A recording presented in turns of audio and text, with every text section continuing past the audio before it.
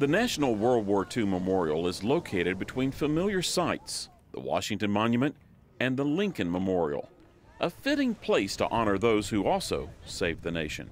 People like 18-year-old J.V. McClanahan.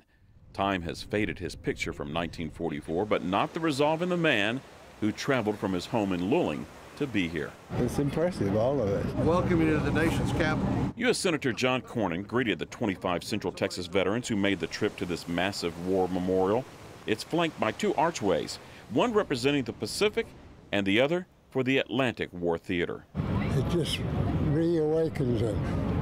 Maybe you'd call it patriotism to me. With their honor flight guardians at their side, the warriors circled the site. They passed by old photographs left behind by other visitors, but one image appeared very familiar to Alvino Mendoza. This here drew my attention right away. The sculpture is of a Navy gunner fighting back dive bombers. I used to stand right about in here. Other battle scenes are depicted along the walkway, but the message, according to Arnold Mathias, is not just about a warrior's pride, but about legacy. Let's not do it again. I guess I've got a little hanging thing in my den. Says it sure does help to know where you're going if you know where you've been. The cost was remembered as a flag that flew over the Texas Capitol was placed at a section dedicated to servicemen and women from the Lone Star State. It was a brief ceremony, but the emotional mark it left could easily be seen on every face. Their journey may have ended here, but for each and every one of them, it began as a young man who answered the call to duty.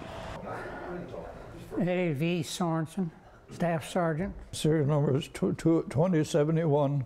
U.S. Army, Tech Sergeant, 1808. Air Force, and I've had 5 serial numbers. 575948. That's my serial number. Travis Budlong, First Lieutenant. And come on, remember that number?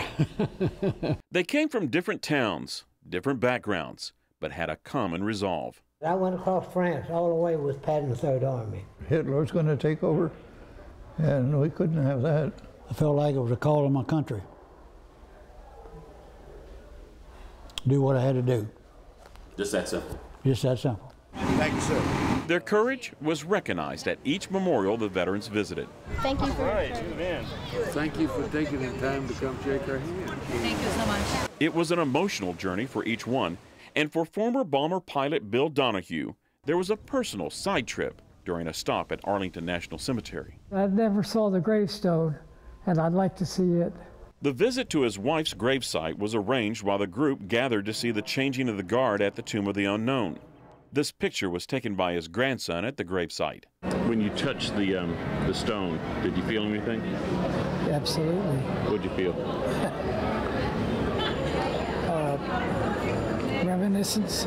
In time, Donahue says he'll return to her. But it was also time for all of them to go home. Hi, Daddy. Families and friends were at the airport as the honor flight veterans returned. All right! It was a celebration of a journey that's not quite yet over. With the honor flight, Rudy Koski, Fox 7 News Edge.